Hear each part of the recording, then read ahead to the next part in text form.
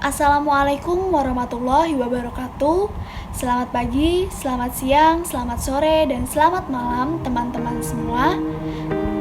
Yang saya hormati Bapak Winarto selaku dosen pengampu mata kuliah Supervisi Penjualan Prodi Manajemen Pemasaran jurusan Administrasi Bisnis Politeknik Negeri Semarang. Sebelumnya perkenalkan, nama saya Aulia Salsabila Sanisa Putri dari kelas MP 2A dengan NIM 3.52.19.0.06.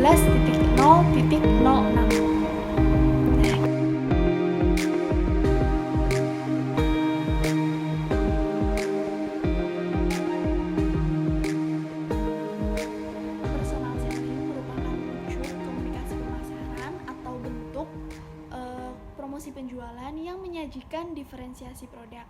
Nah, diferensiasi produk inilah yang dianggap perlu dan harus dimiliki oleh suatu perusahaan karena merupakan elemen penting yang dapat menciptakan suatu keunggulan yang dapat berkompetitif bagi pesaing-pesaing lainnya. Nah, maka dari itu personal selling dianggap mampu menjadi solusi bagi komunikasi pemasaran yang kurang efektif. Lalu bagaimana sih cara berkomunikasi dengan calon konsumen yang prospek pada penjualan kita?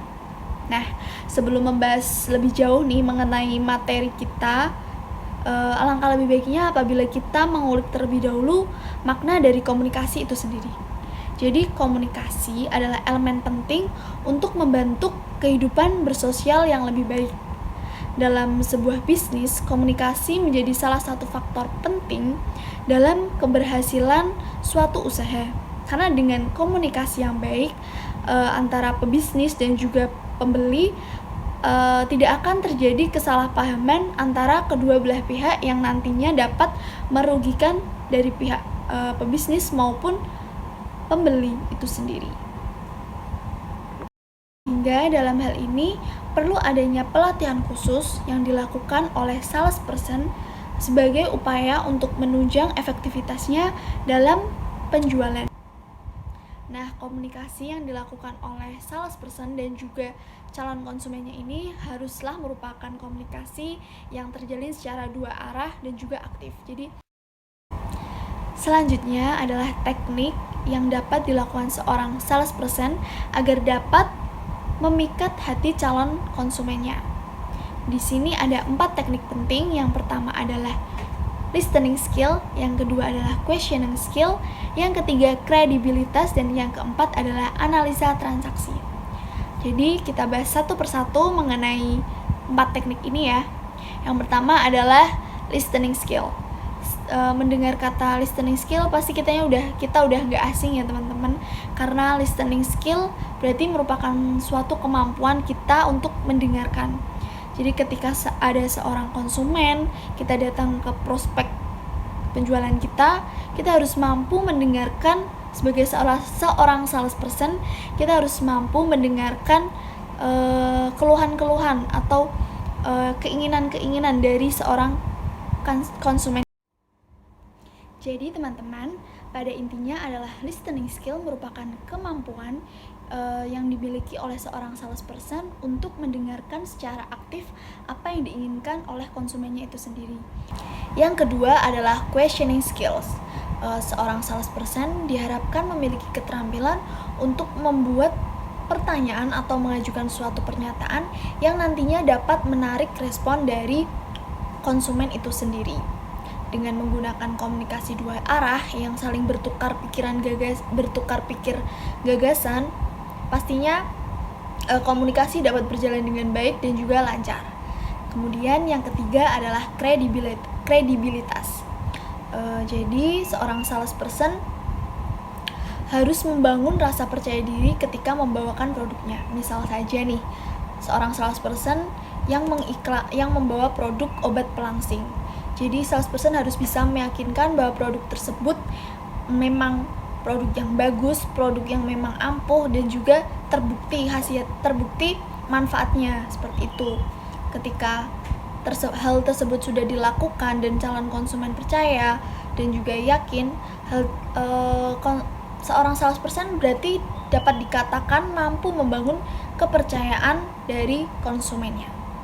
Dan yang keempat atau yang terakhir adalah analisa transaksi. Jadi analisa transaksi di sini yang dimaksud adalah mengenai metode untuk menganalisis dan mengetahui tingkah laku manusia dalam berkomunikasi.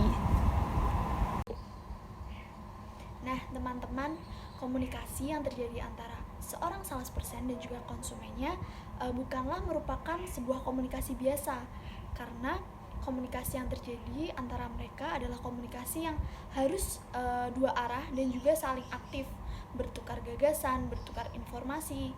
Jadi kita sebagai seorang salesperson yang bertemu langsung dengan konsumen dapat mengetahui segala kebutuhan, segala keinginan yang diinginkan oleh konsumen.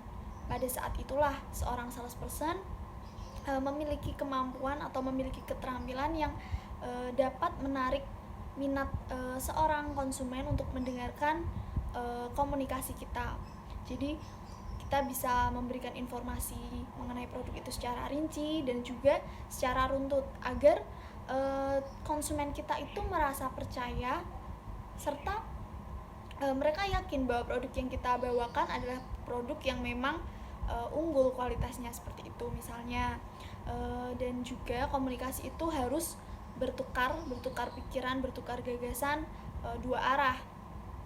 Jadi ketika konsumen ingin bertanya, terus sebagai seorang salesperson mau tidak mau, kita juga harus dapat menjawab pertanyaan dari seorang konsumen itu sendiri.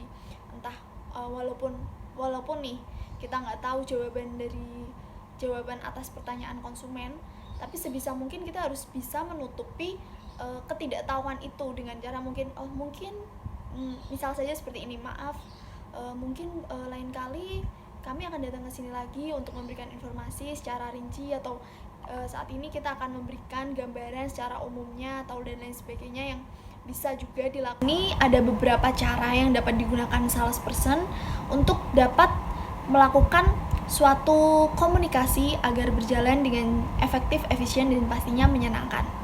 Yang pertama adalah empati. Empati di sini memudahkan dalam merumuskan pesan-pesan dengan karakteristik pelanggan, sehingga calon pelanggan bisa dengan mudah menerima produk yang kita berikan dan bisa dengan mudah memahami manfaatnya yang telah kita jelaskan. Dengan adanya empati tersebut yang sudah dibangun akan membuat calon konsumen atau pelanggan itu menjadi tertarik terhadap produk yang kita tawarkan. Yang kedua adalah penguasaan produk. Nah, penguasaan produk di sini itu meliputi seperti halnya tadi yang sudah saya jelaskan, bahwa seorang salesperson harus paham betul terhadap produk yang ia tawarkan agar nantinya konsumen itu menjadi percaya dan juga melakukan transaksi pembelian terhadap produk yang kita jual ini. Yang ketiga adalah bahasa yang mudah dipahami. Jadi ketika seorang salesperson melakukan penjualan atau melakukan komunikasi dalam penjualan, pastinya harus menggunakan bahasa yang mudah dipahami oleh calon konsumennya itu sendiri. Sebenarnya tiga ini memang saling berkaitan. Nah teman-teman, cara lain yang dapat dilakukan oleh seorang salesperson untuk dapat mencapai komunikasi dengan baik adalah tidak menjelek-jelekan produk lain atau produk-produk dari pesaingnya. Tak jarang memang kompetisi membuat kompetitor itu merendahkan atau menjelek-jelekan produk dari pesaingnya, para pesaingnya, karena mereka berlomba-lomba untuk memberikan keunggulan dari masing-masing produk yang telah diproduksi. Namun dalam hal ini seorang salesperson sebenarnya tidak perlu melakukan hal sedemikian rupa, karena kita cukup terfokus untuk memberikan keunggulan-keunggulan tentang produk yang kita miliki kepada calon konsumen. Selanjutnya adalah mendengarkan pendapat pelanggan. Jadi apabila pelanggan atau konsumen memberikan masukan, saran, atau mungkin pendapat mengenai produk kita, mereka pernah mencoba, alangkah baiknya apabila kita sebagai seorang salesperson mendengarkan dengan baik, mendengarkan dengan seksama, yang nantinya mungkin kritik dan saran tersebut bisa kita sampaikan untuk ke depan agar produk-produk kita bisa menjadi produk unggul dan produk yang lebih baik, atau mungkin melalui pemasarannya itu menjadi. Kemudian ada juga cara, yakni jangan buang-buang waktu. Seperti yang sudah dijelaskan mengenai judul materi ini, bahwasanya dalam komunikasi penjualan yang efektif tentu saja mengharuskan seorang salesperson untuk memberikan efektivitas waktu dalam penyampaian materinya, seperti itu. Jadi jangan terlalu banyak demo, jangan terlalu banyak mengulang-ulang kata yang nantinya dapat membuat pelanggan merasa jenuh dan justru malah menjadi tidak tertarik akan produk yang akan ditawarkan oleh seorang salesperson, seperti itu teman-teman. Kemudian yang terakhir adalah win-win solution, teman-teman. Jadi salah satu hal yang membuat pelanggan menjadi ragu untuk membeli adalah adanya pertimbangan. Pertimbangan di sini meliputi entah harga dari produk yang kita tawarkan terlalu mahal atau tidak cocok, kualitas yang tidak sesuai.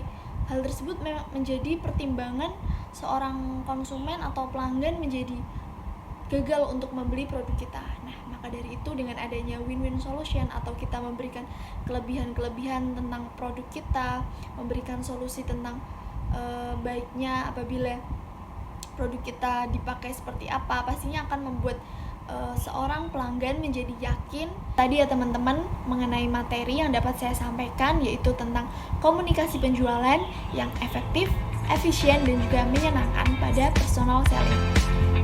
Kita juga udah belajar banyak ya teman-teman mengenai komunikasi sendiri itu apa, kemudian teknik untuk memikat calon konsumen seperti apa, kemudian cara yang paling tepat untuk melakukan komunikasi penjualan yang efektif, efisien, dan menyenangkan bagaimana. Tentu saja materi-materi ini sangat berguna nantinya apabila kita menjadi seorang salesperson yang baik dan juga benar. Kemudian apabila ada pertanyaan atau mungkin tanggapan mengenai materi-materi yang telah saya sampaikan, bisa diajukan langsung kepada saya. Cukup sekian presentasi yang dapat saya sampaikan. Mohon maaf apabila ada kesalahan. Wassalamualaikum warahmatullahi wabarakatuh.